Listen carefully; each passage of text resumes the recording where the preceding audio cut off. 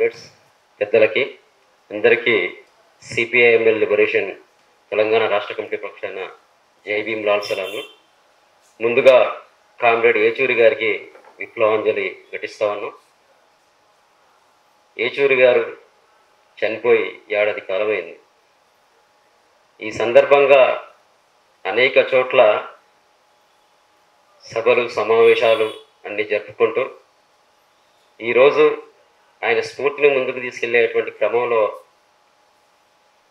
భారతీయ భావన అనేటువంటి అంశం మీద ఇక్కడ కార్యక్రమం నిర్వహించడం జరుగుతూ ఉంది.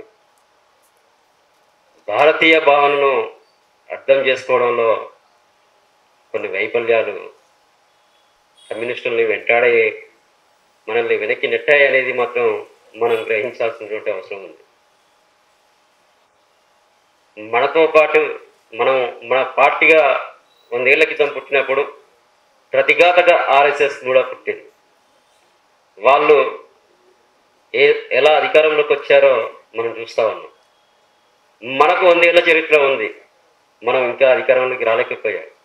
మన వైఫల్యాలు ఏంటో మనకు తెలుసు. వీటన్నిటి నేపథ్యంలో ఏచూరి గారు జాతీయ స్థాయిలో నిర్వహించినటువంటి పాత్ర, అంతర్జాతీయంగా ఆయన చెప్పినటువంటి మాటలు, భారతదేశంలో కమ్యూనిస్టుల ఐక్యతను పూర్వ వైభవాన్ని గుర్తు చేసేటువంటి అనేకమైన వ్యాసాల్లో రాశారు. ఆయన సాహిత్యం చదివితే అర్థమవుతూ ఉంది భారతీయతను ఎట్లా అర్థం చేసుకోవాలనేది కూడా. కమ్యూనిస్టులుగా మనం ఎదుర్కొన్నటువంటి సంక్లిష్టతలు చాలా ఉన్నాయి. ఈరోజు దేశంలో ఫాసిజం ప్రమాదం ఎట్లుందో మనం చూస్తూ ఉన్నాం. ఒకప్పుడు కొన్ని తరగతులకే, కొద్ది మందికే పరిమితమైనటువంటి ఓటు హక్కు దేశవ్యాప్తంగా ప్రజాస్వామ్య పునరుద్ధరణ పేరుతో, రాజ్యాంగం పేరుతో అందరికీ ఓటు హక్కు లభించింది. కానీ ఇప్పుడు దానిని మళ్ళీ కొందరికే పరిమితం చేసేటువంటి పరిస్థితి కూడా ఏర్పడుతూ ఉంది. రిగ్గింగ్ ద్వారానో, ఈవీఎంల అక్రమాల ద్వారానో గెలిచినటువంటి పాలక వర్గాలు ఇప్పుడు పట్టపగలే ఓట్ల దొంగతనం చేసి గెలిచేటువంటి కుట్రలకు పూనుకుంటున్నారు.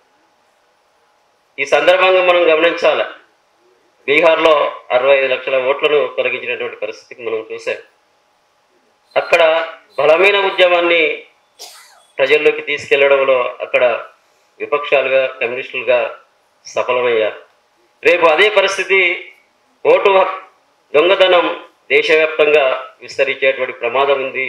అది రాబో కాలంలో తెలంగాణ కూడా అందుకు మినహాయింపు కాదనేది మనం అర్థం చేసుకోవాల్సినటువంటి అవసరం ఉంది. అలాగే ఈరోజు బీజేపీని ఎదుర్కోవడంలో వైఫల్యాలు ఉన్నప్పటికీ కమ్యూనిస్టులుగా గట్టి సమాధానంగా బీజేపీ ఫాసిస్ట్ విధానాలని నిర్వహించడంలో కమ్యూనిస్టులకే సాధ్యమవుతుందనేటువంటి విషయం కూడా మన ముందు స్పష్టంగా ఉంది.